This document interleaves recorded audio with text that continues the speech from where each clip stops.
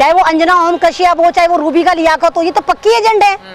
आप उसको देखो, अंजना ओम कश्यप को देखो, कितना मोदी को डिफेंड करती है, इतना तो बीवी डिफेंड नहीं करती जितना वो करती है। तो ये सारी की सारी रखेले हैं सरकार की, जो सरकार को डिफेंड करती है और इनको उसके लिए हैवी अमाउंट मिलता है। कुछ मुल्ला ऐसे हैं मुसलमानों में जिनको खरीद रखा है आरएसएस ने, और ये आईटी सेल के चैनल पे जाके 15,000 रुपए लेके मुसलमानों को के लिए गालियां सुनते हैं और जलील होते हैं। तो बिल्कुल ये जीडी बख्शी ऐसा ही है, ये भी पैसे लेके पूरी सेना को बदनाम कर रहा है कि देखो भारत का झुटलर कितना झूठा है, हर काम फर्जी करता है। सेना फर्जी, विकास फर्जी, इवन अस्पताल फर्जी, डिजिटल भारत फर्जी, जॉब फर्जी, सब फर्जी बाड़ा है भारत में। 20 लाख करोड़ की कड़वी लॉलीपॉप लेके कौन आए थे? या हमारे झुटलरों के सरदार नरेंद्र मोदी। जब चाइना ने हमारी 1 इंच जमीन नहीं ली तो ये सरहद पे करने क्या गए थे? लेह में क्यों गए थे? पिकनिक मनाने गए थे वहां पर। इन्होंने लेह में जो दौरा करा है वो सारा का सारा फोटोशॉप में जाकर करा है, सारा फोटोशॉप बनाकर दिखाया है। ये तो बिल्कुल इस तरह गए थे कि जेम्स बॉन्ड जैसे नहीं जाता कि किसी बिल्डिंग से छलांग लगा के कोई हमें स्टंट दिखा के भारत को बचा रहा था।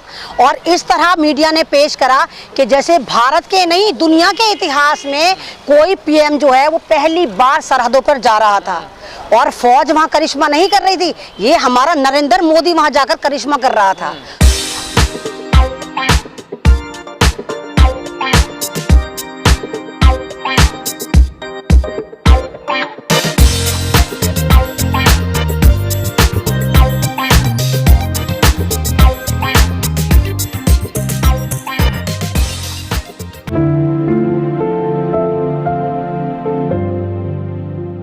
मैम, जो मोदी का लद्दाख का दौरा है उस दौरे को आप कैसे देखते हो? क्योंकि कई ऐसे फोटो वायरल हो रहे हैं जिसपे सोशल मीडिया पर पीएम मोदी की धज्जियां उड़ाई जा रही हैं, तो इस दौरे को आप कैसे देखते हैं? भाई मैं तो इस दौरे को ऐसा देखती हूँ कि इस दौरे ने पूरी दुनिया में हमारे भारत को बदनाम कर दिया। पूरी दुनिया में इस वक्त अगर जोक चल रहे हैं तो वो ज्ञानियों के ज्ञानी जो हैं अज्ञानी नरेंद्र मोदी पे चल रहे हैं।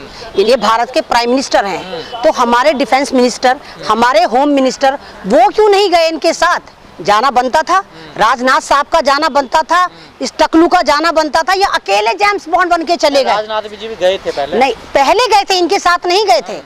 और जब वो गए थे तो मीडिया ने कुछ नहीं दिखाया था। इनके तो ऐसे तैयारियां चल रही थी जैसे कोई फिल्म की शूटिंग होने वाली है और ट्रेलर चल रहा था, इतना प्रमोशन था। ये तो बीजेपी की खासियत है, जो जिसके पास मंत्रालय वो तो बात अपनी रखता ना कोई दूसरा ही रखता है। पेट्रोल मंत्री की बात कानून मंत्री रखता है, रक्षा मंत्री की बात गृह मंत्री रखता है, और जी विदेश मंत्रालय बात पीएम रखते हैं। तो ये तो बीजेपी में चलता है ना। अब तो सारे के सारे महकमे इन्हीं के पास आ गए। वो कोई भी बात हो, कौन आता है संबोधन करने? ये आते। सरहदों पे कौन जा रहा है? ये जा रहे हैं। और पहली बात मैं आपसे कह रही हूँ, जब भारत में इन्हीं के बगौल कोरोना वायरस फैल रहा है और हमारे नरेंद्र मोदी के बगौल, झुटलर के बगौल, जब चाइना ने हमारी 1 इंच जमीन नहीं ली तो ये सरहद पे करने क्या गए थे? लेह में क्यों गए थे?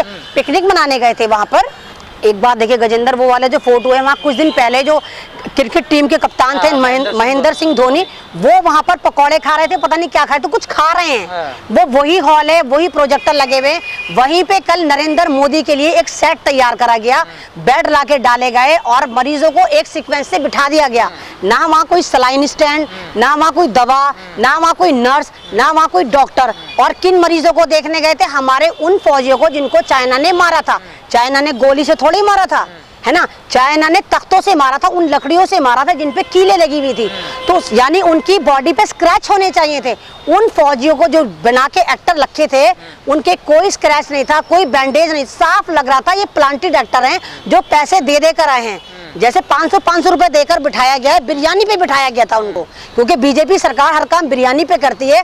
तो वो ऐसा लग रहा था बिरयानी खिलाकर 500 रुपए देकर उनको बेड पे चढ़ाकर बिठा दिया गया था। और आप ही अपनी अकल लगाओ गजेंद्र, जब हम किसी अस्पताल में जाते हैं तो क्या माइक लेके अनाउंसमेंट करते हैं? वहाँ माइक लेके तकरीरें करते हैं। 7-8 पेशेंट है, वहाँ भी हमारे ये अज्ञानी प्राइम मिनिस्टर ज्ञान बांट रहे थे माइक के ऊपर। भाई 4-5 पेशेंट तो आपकी वैसी बात सुन लेंगे, नॉर्मली वैसे ही सुन लेंगे, इतना बड़ा कमरा नहीं था। और अगर वो नेचुरल में मरीज थे तो आप वहां पर चिल्लम चिल्ली कर रहे थे क्या? उनको परेशान कर रहे थे। सेना के जो बयान आते हैं वो टोटल के टोटल जो है इन्हीं के तो आरएसएस वाले ही तो हैं। वो अगर रावत जी को जानते हो आप, वो बीजेपी के ही तो हैं, आरएसएस के ही तो हैं, जिनको तीनों कमाने दे दी गई, है ना। और वो जीडी बख्शी को आप जानते होंगे, वो चैनल पे आते हैं, वो भी तो सेना के ही थे, तो वो भी सेना को बदनाम करने आ जाते हैं। तो ये सेना का मतलब ये है कि जो ऊपर के कमान वाले हैं, ऊपर जो पोस्ट पर हैं, ये सेना को बदनाम करके, राजनीति करके अपनी रोटियां सेक रहे हैं। ये सारे आरएसएस और बीजेपी की गोद में बैठे हुए हैं। आपने जीडी बख्शी की बात करी, वो एक पूर्व सैनिक है, लेकिन जिस प्रकार की उनकी भाषा थी, जो मर्यादा थी, वो खो बैठे थे भाषा की मर्यादा। तो जिस प्रकार की बात उन्होंने एक लाइव शो पे करी है, आप कैसे देखते हैं? क्या उनके खिलाफ एफआईआर होनी चाहिए, उन्हें जेल जाना चाहिए? उन्हें जेल तो जाना चाहिए, लेकिन जाएंगे नहीं, क्योंकि वो इस वक्त बीजेपी के और आरएसएस के चाटुकार हैं। आप अपना नाम लगाकर आते हैं, पूरा जनरल मेजर लगाकर आते हैं, जीडी बख्शी लगाकर आते हैं, और आप स्टूडियो में सम्मान ही इसीलिए पाते हैं क्योंकि आप सेना से हैं, है ना, और आप उस सेना को बदनाम करते हैं। आप वहां पर गालियां दे रहे हैं, आप पैनल पे रिपब्लिक टीवी के पैनल को गालियां दे रहे हैं, माँ बहन की गालियां दे रहे हैं। तो कहाँ है आपकी मर्यादा? अरे आपको आना है, आप आइए, आप सिंपली बख्शी बनकर आइए। आप सेना का नाम लगाकर क्यों आ रहे हैं? आप सेना को क्यों बदनाम कर रहे हैं? तो ये सारे के सारे ऐसे हैं, सेना हमारी मरती है, बदनाम ये करते हैं। जैसे मुसलमानों को कहते हैं ना कि रेंटल मुल्ला जा जाके बदनाम करते हैं, 15-15 हजार रुपए लेते हैं। ये तो सारा का सारा टीआरपी का खेल है। इन्हें इससे मतलब नहीं कि न्यूज सही चलती है। एक तो सारे झूठी न्यूज चलाते हैं, उसमें भी इन्हें टीआरपी चाहिए, हर काम झूठा दिखाकर। अगर यहाँ पे कोई दूसरा होता, कांग्रेसी होता, कांग्रेसी को निकाल के बाहर कर देते। आपने कई बार देखा निकाला, जब एक कांग्रेसी ने बोला था पंखे पे लेटा के तुझे उल्टा मारूंगा, तेरे पिछवाड़े को लाल कर दूंगा, उसे निकाल दिया था स्टूडियो से क्योंकि सही बात कर रहे थे। तो कोई कांग्रेसी होगा, कोई सच का साथ दे रहा होगा, आम पब्लिक होगी, उसको स्टूडियो से निकाल देंगे। लेकिन इन लोगों को तो बुलाया इसलिए जाता है कि चैनल की टीआरपी बने। इनको तो स्क्रिप्टेड सवाल लिख के दिए जाते हैं और ये तक लिख के दिया जाता है कि यहाँ तुम्हें गाली देनी है, यहाँ तुम्हें ये करना है। मीडिया कैसे निकालेंगे? इनका तो चैनल ही जैसे गंदों से चल रहा है। तो क्या जनता को इसके ऊपर रिएक्शन नहीं देना चाहिए कि मीडिया जो अपनी मर्यादा खोता जा रहा है? कहीं ना कहीं जनता को भी तो इसका बायकॉट करना चाहिए ना। हाँ, ये जनता की गलत बात है। जनता गालियां तो देती रहेगी, इसने गलत दिखाया, उसने गलत दिखाया, लेकिन बायकॉट नहीं करती। अरे आपके पास सुनने के लिए यूट्यूबर हैं, अच्छे अच्छे यूट्यूबर हैं, आप इनको सुनिए। कुछ बेवकूफ पब्लिक है इंडियन और जो उनको सुनती है और गालियां देती है और टीवी बंद कर देती है, फिर खोल के देखती है कि कुछ नया आया क्या, कोई नई गाली आई क्या, कुछ आरएसएस वाले ने कोई फिर बम फोड़ा क्या। तो ये सब जनता का ही साइकी हो चुकी है, ये डोज का काम कर रहे हैं। ये सारे आईटी सेल वाला मीडिया जो है, इनका डोज है जो आतंकवाद फैला रहा है।